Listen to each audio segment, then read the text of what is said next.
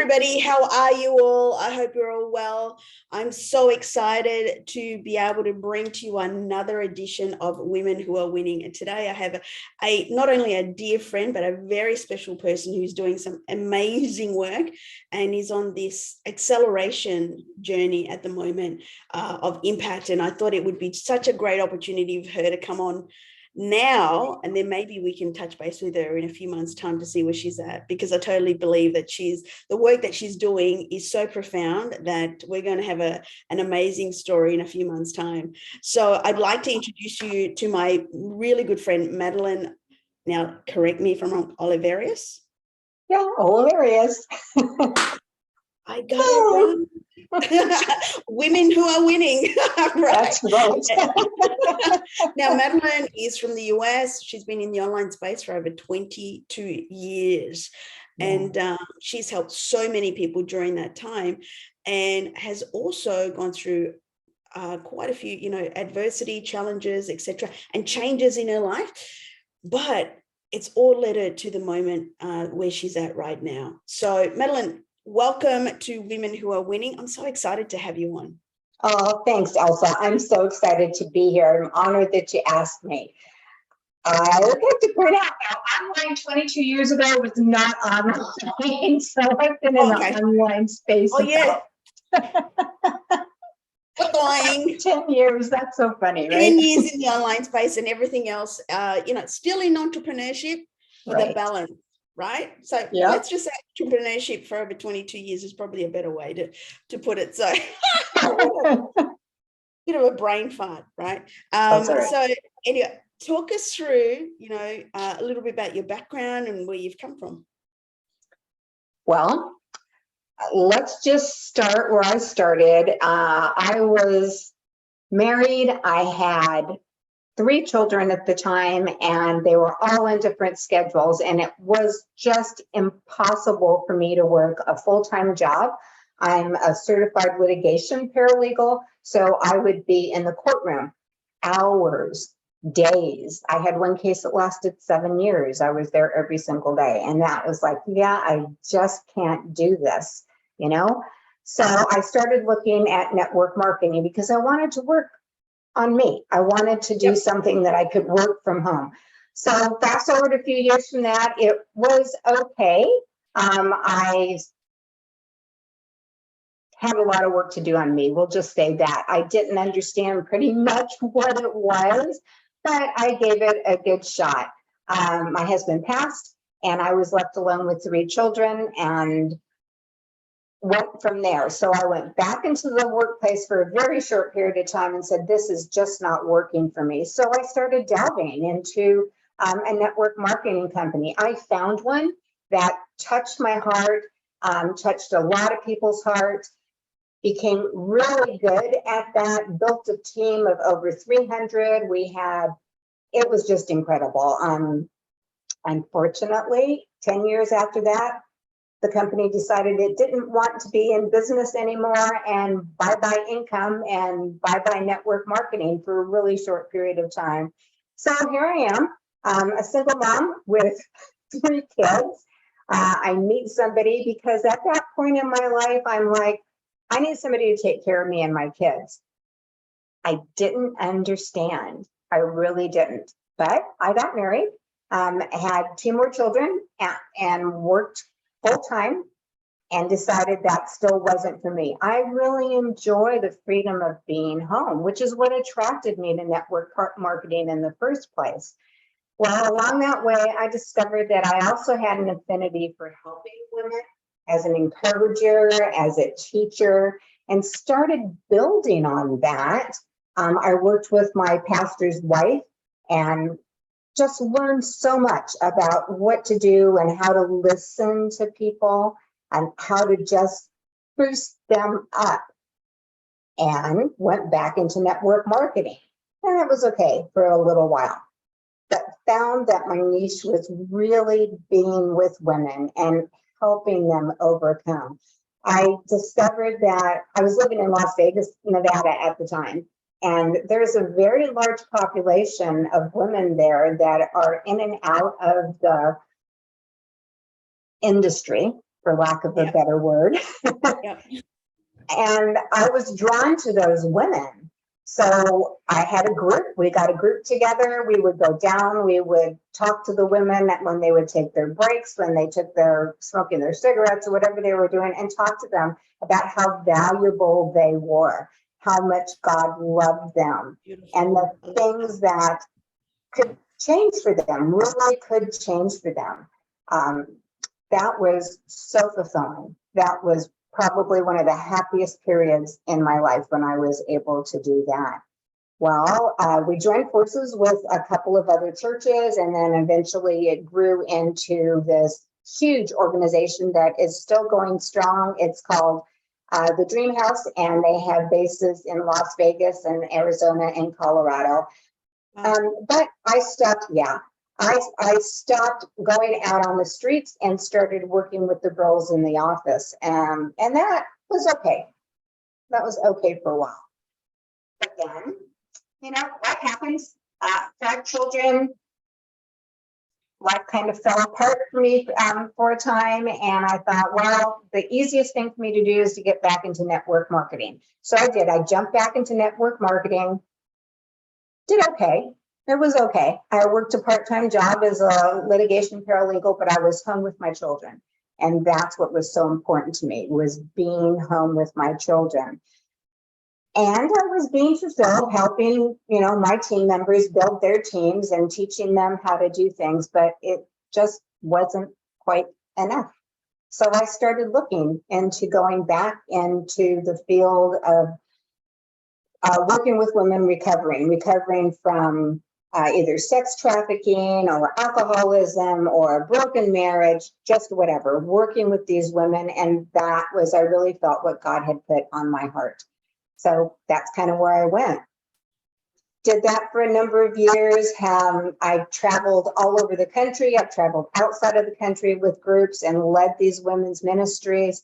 And wow, can I just tell you, watching somebody understand that they have value, that they are loved, and that people believe in them. Oh, Elsa, that's just the greatest. Yes. That's absolutely the greatest. As you can see, I'm a little bit older, and so it got time for me to retire, and I decided that I was going to do that in Florida. I had children that were here, I had grandkids that were here, so I packed up my household. My children were all out on their own. I packed up my household. I took my kitty cat, and we drove from Las Vegas, Nevada to Naples, Florida. And lovely. I set up, it was great. And I set up shop here. But I was here with no one other than my family. I didn't have a network. I didn't have friends that were here. You know, FaceTime is great. Talking online is great. But I was itching, literally itching to get back into helping women. So again, I found a network marketing company because I figured that's the best way that I could go, right? Well, while I was in that network marketing company, I also found a mentor, and that mentor was Ray Higdon. Yes. Stayed with Ray for about a year, and then discovered Elsa Morgan. Elsa Morgan got us. I watched her grow, and I watched you, Elsa. I watched the things that you were doing. I listened to everything that you taught, and I felt like life was being poured into me. It was just so amazingly wonderful, and I thought, I can do this work. I can do this work. And then I was so excited because you got assigned to me as a coach. And then again, life kind of fell apart. And when life fell apart, I withdrew. And that's when you got me. I was so depressed. I was so sad. I think COVID was just getting started then. We were just starting to get locked down. And you're telling me, you can do this, and you're teaching me and you're telling me, and I'm kind of like, okay, well, all right, I can do it. Until it got to the point one day where I was so whiny, is the only word for it. Do you remember that day? I was so whiny and I was so despondent. And you got so firm with me, lovingly kind, and said, Madeline, get out of your pajamas, take a shower, go put some makeup on, and do Facebook Live. And being the obedient child that I can be, I did. I did. I did that. And because I did that, I felt a little bit more confident. But what I realized was you were pouring into me what I had poured so many years into all of those other women. It was coming back to me, and you were building me up.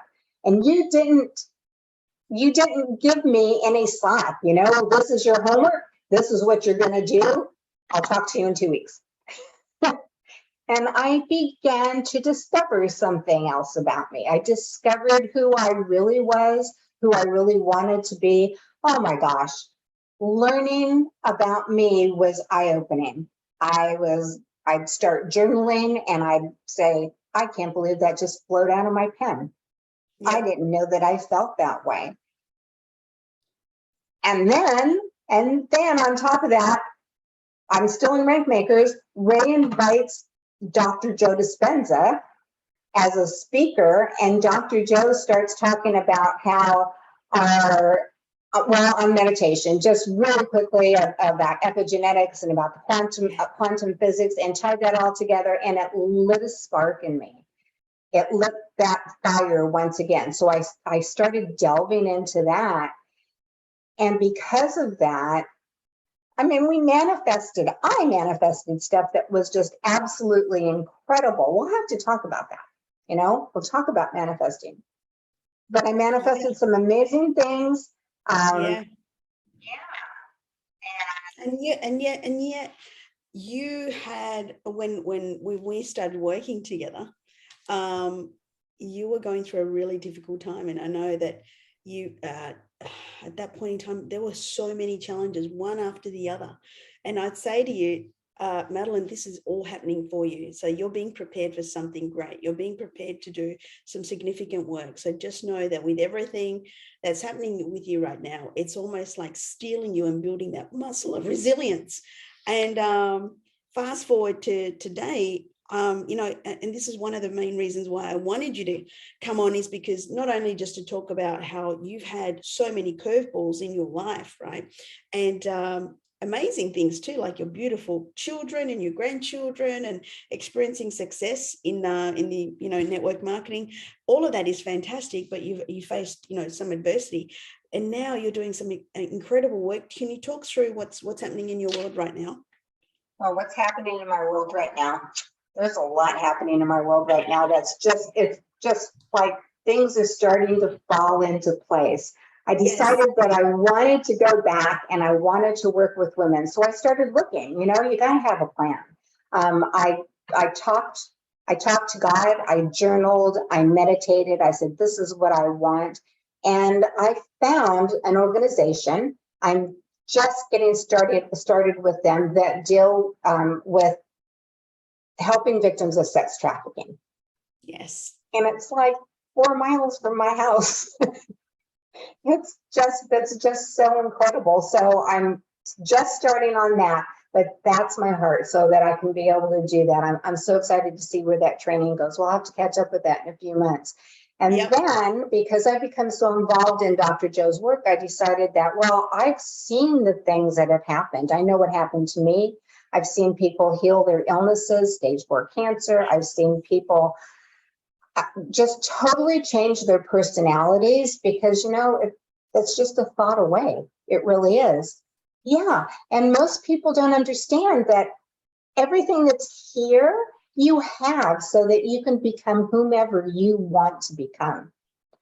So I decided that I was going to work with Dr. Joe. So that went out. I love how you just say that, because that's what I say. I just decided I wanted to do this, so I just went and did it. I decided I wanted to do this, because that's really what it is, right?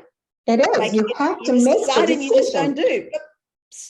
Talk me through, because, you know, let's touch on manifestation, because, you know, you're working with Dr. Joe, you're working with this special organization as well. We won't say what it is because of confidentiality, but But I remember, you know, when we first started working, it was challenging, let's just say challenging for you to see how things would work out. Whereas now, when you decide, you just go ahead and you do it.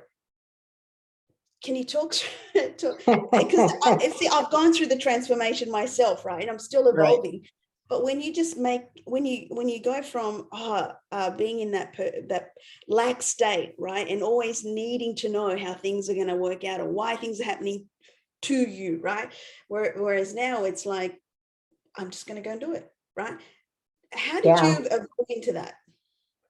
That was really kind of scary because I always thought of myself as a positive person, that I was forever moving forward. And what I discovered is that things I said to myself, the thoughts that I had were holding me back. They were absolutely holding me back. I would, for instance, I would think, well, I really want to work alongside Dr. Joe. And then the next thought in my head would be, oh, but he wouldn't want you. Who are you? You know? And I'm like, okay, that's really not something I know. That's me telling me that. So I had to take control of that. I had to stop. I do this, like go away. I had to stop those thoughts. I used Mel Robbins' 5-second rule to just break that thought so I could put a new thought in my head that was I love that. positive. And that took practice. I mean, it took practice, but the biggest breakthrough came when I realized that I just have to believe it. I just have to say, this is what I'm going to do, and just go do it. Yeah. Yeah, it sounds so simple. Well, it is. It's very, very simple. It's not easy, especially when you've been programmed for all these years, right? Yes. But you can do it. And I found out once I actually worked through that things came tumbling into my life, and synchronicities would happen. I would get telephone calls. I would get emails. I get Facebook messages. It was just incredible how all of a sudden people were connecting with me, asking me questions. Would you like to? Can you do this? I heard that this thing happened. This interview with you happened. Everything just started rolling. And it was because I believed in myself. It was like, this is it. I know this is what I'm meant to do. This is my vision, which is a different story, but this is my vision. And so I'm going to plow through this. I don't know how I'm going to get there. It's messy. It's always messy when you get started, but I'm going to get there. I'm going to get there. And you do. You just start rolling through those things. I really thought that having a vision was having my vision board and I have a word board and having words on that board. I thought that was enough, but it's not enough. That's the symbol. You stand there and you realize that, oh, I want to, here's something really funny. I want to go travel the Mediterranean on a cruise. I got a telephone call literally an hour ago and said, hey, we have an opening. This opened up on this cruise. It's an industrial cruise. Would you like to go? And guess where they're going? They're leaving out of Barcelona. They're traveling down the Mediterranean. That's just something that just happened from somebody that I don't even know, that connected me with somebody else. That's the power of believing that you're going to do something. Yeah, 100%. And see, I totally get that. Just touching on Dr. Joe's,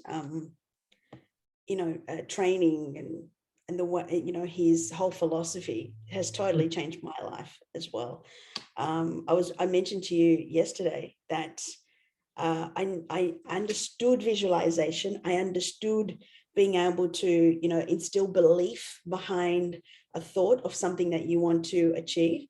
But then what I really got this year was the feeling, like training your body as if Mhm. it's in the experience right now, right?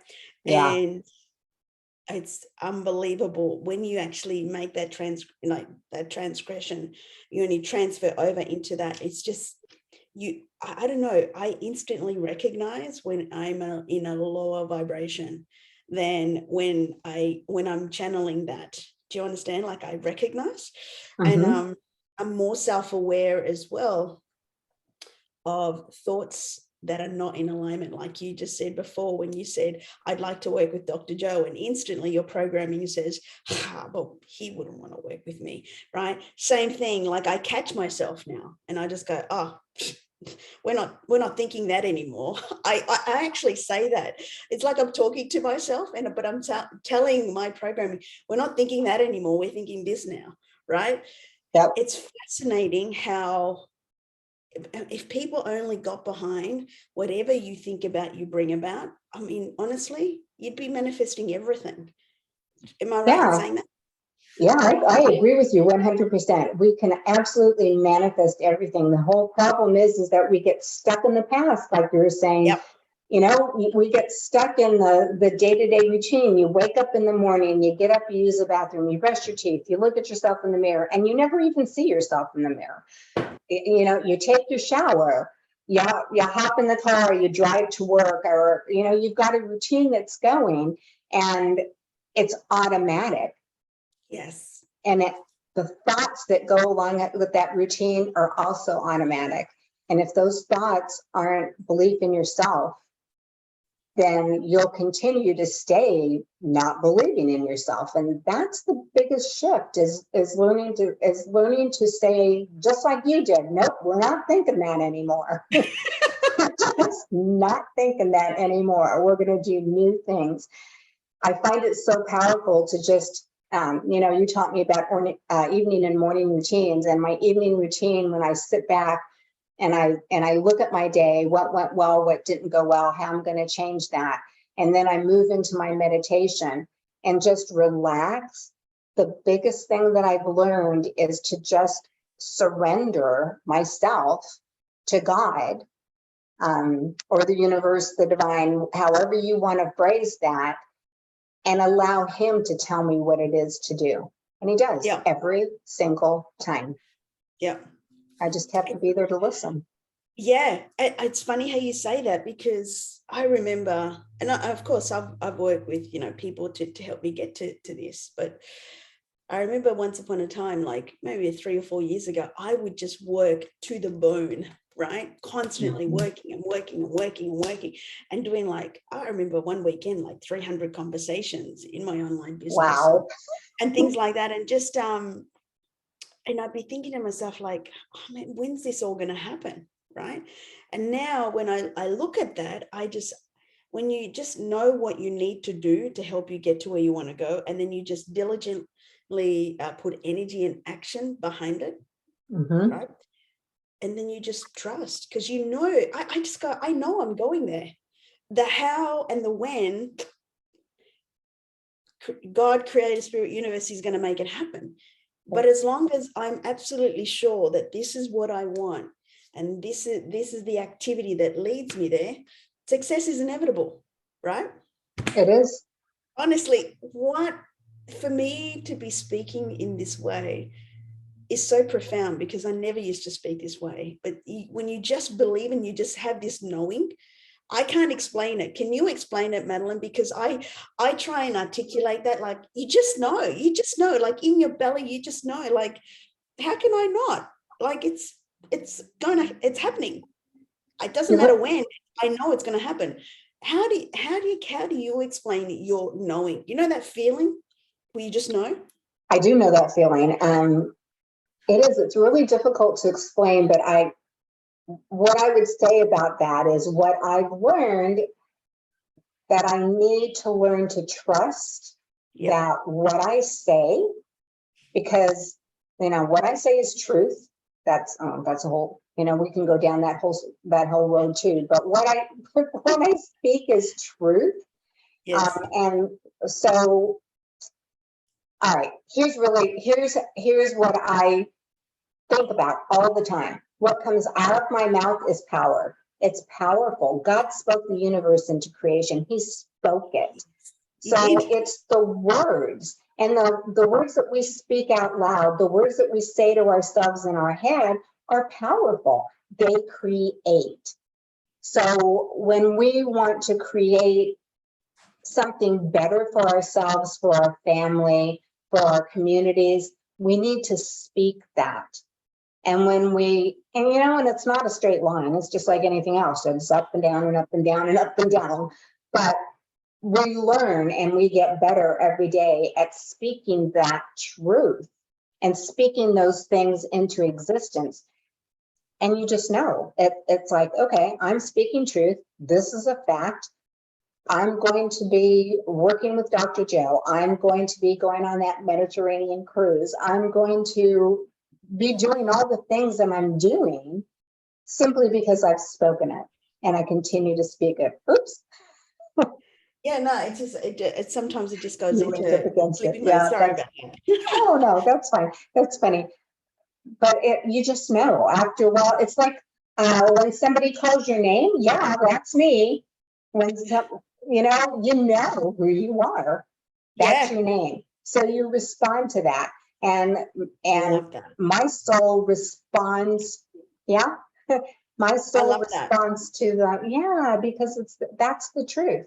My soul responds to the, I'm going to be working with Dr. Joe. I'm going to be working with these women that need help. Yeah, it's pretty incredible working with veterans and with foster girls that are aging out of the system and helping them build their lives. That's just something that is so incredibly beautiful and so incredible to see. And I just know, right in your heart of hearts that it's going to happen. And the Yes. whole, yeah, you just know. And so, what would you say to people who? Because one thing I wanted to say before I ask you this question is one of the books that has totally changed my life is Think and Grow Rich, right? And when you read, the 13 principles, one of the first principles is desire, right? And when you instinctively just know, it's also like this desire, you really want it, it's in your gut, and you just instinctively know that it's going to happen, right? And for me, doing the work with Think and Grow Rich over and over again, like it took me several reads, Madolynn, to really break this programming. Like I need to know when. Like I really used to hold on to that, right? But now when you just know, I don't know, it's like a peace. For me, I have a sense of peace and so much gratitude for the fact that I'm in this place. Do you understand? Where I'm just at peace, knowing that the work that I'm doing is leading me to the vision that I see in my mind, right?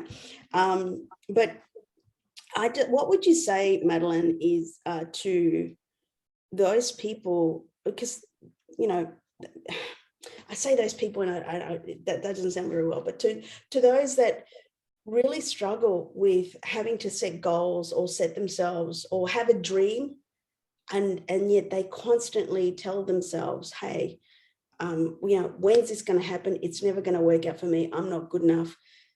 Because I know that you've gone through this process just like me, right? And it's great because to have someone else that understands it. What would you say to them? How do they start that process to be able to start thinking what they want, believing that it's going to happen, and then, working on that every day? What would be your advice? I think the most important step is to carefully consider it, write it down.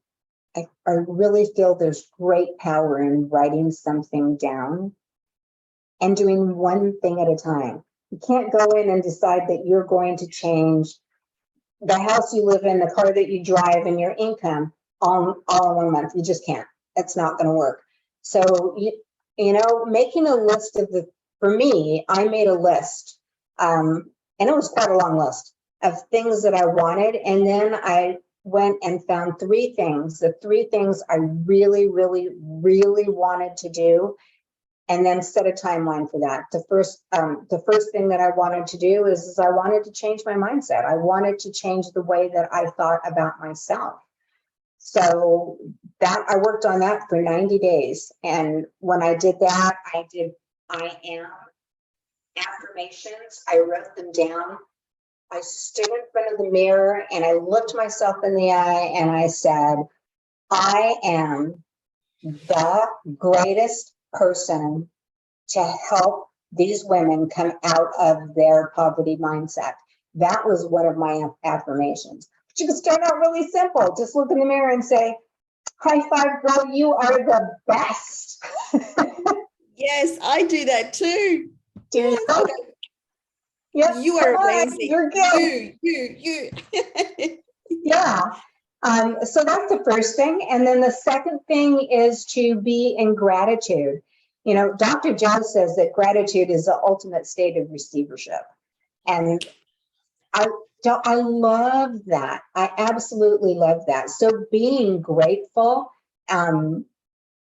well, I can't reach it, but I have, you know, I learned a few years ago to have a gratitude journal, and I still keep my gratitude journal. I do that every single day. That's one of the first things that I do. But learn to be grateful, even if it's just 3 things a day or even 1 thing a day. Be grateful and sit and think, you know, I am grateful because coffee's brewing and I didn't have to get out of bed. It's automatic, right? You can be grateful for that. And when you feel that, you're going to feel a sense of peace. You're going to feel a sense of joy.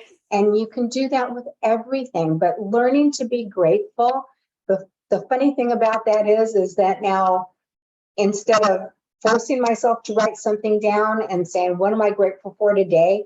It's coming out of my mouth all day long. I consistently feel grateful. It's a habit. You form this habit, a good habit.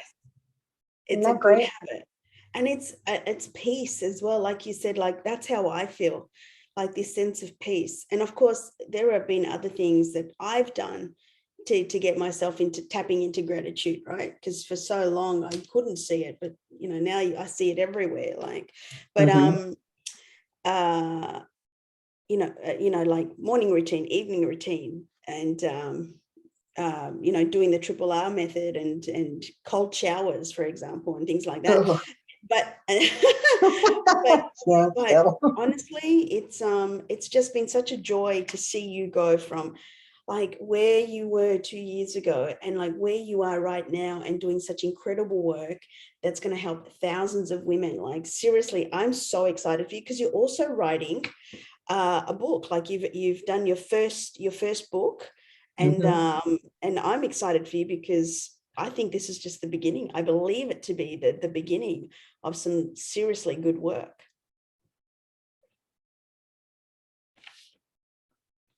Hey, Madolynn. We just lost Madolynn temporarily. Are you there? You're there. I'm still here. Yes. Okay. Yeah. So, you know, talk to us about, you know, just in closing, this book and how people can get access to it. Okay, well, it's not a book, it's a pamphlet for right now. It's going to be expanded. I'm speaking it into existence, your first book. That's right. My first book is in progress. What I discovered when I moved into meditation, now I've always been involved, very heavily involved. In fact, I was in a pastor position with my church. What I discovered when I moved into meditation is people would look at me really funny, like, meditation? Can Christians do meditation? Isn't that all that woo-woo stuff? No, it's not. And I got that so often that I decided I was going to write something about that. So I did. I sat down and wrote this pamphlet, and it ties scripture to meditation, why it's good for you, why you should do it, and why it's godly, and it's worship. It's a form of worship. So you can get that. I have that for a very limited time. It's free. We'll drop a link, and you can sign up for that. And I'm happy to send you my book, and it's just Can Christians Meditate? I love that. And yeah, it's funny how you say that, because for me, I tap into God. I say tapping, I speak to God every single day. I read the Bible every single day. And it's never even occurred to me that by meditating, or even doing affirmations, that it was anything against my, or going against my relationship with God, right? So it just works hand in hand, right? And so I just believe I'm actually a better Catholic. I'm a better Christian as a direct result of the work that I do. Oh, I would agree that you are. That's what God wants us to do, to partner with him. Yeah, And we can't do that by ignoring him. yeah, So, exactly. Right. yeah. So no, man, Madolynn, I'm so super inspired by you. I'm so excited for Oh, you to see the work that you're doing and the impact that you're making. Like, these women are so lucky to have you as a mentor to help them. Man, I'd love to have you back on in a few months' time and talk through, like, some of the other work that you're doing, because I know that this is just going to open up so much opportunity for you.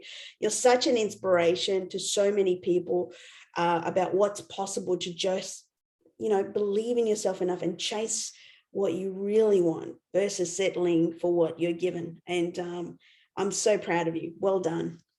oh, thank you. I'm so honored to be here. You have been a huge part of unlocking this for me. And so, I love you, and I will absolutely, I'll absolutely come back and share what's going on, because I'm excited to see what's going to happen in the next few months too. Yes, yes. I wish you so much success, and no doubt I'll be cheering you and championing you on. So, Madolynn, if people want to reach you, like if they want to have further conversation with you, where can they reach you?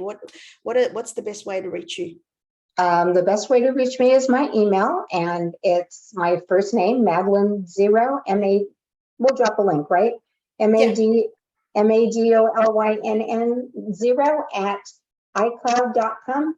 And I do not let my VA answer my personal messages, so you'll get a Yeah. response back from me. Wonderful. Yeah. Wonderful. Thank you so much, Madolynn. I hope you have an incredible day, and we'll see you all next week. Thank you so much, Elsa. Bye.